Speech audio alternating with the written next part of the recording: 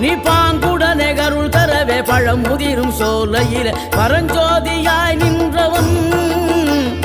பரஞ்சோதியாய் நின்றவன்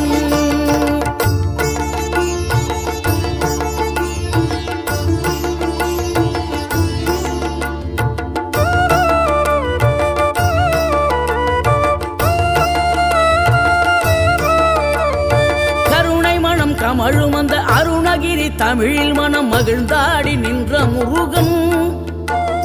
கிழவி இவள் புலமை கண்டு அழகு மிகும் குழந்தை என மகிழேறி வந்த குமரன் ஆதிசிவன் பிள்ளை என ஆனைமுகன் தம்பி என ஞான பழமான முதல்வன் நீ பாடும் குரல் வளம் கொடுக்கும் பனிமலையில் வாழும் அந்த பார்வதியின் இளைய புதல்வன்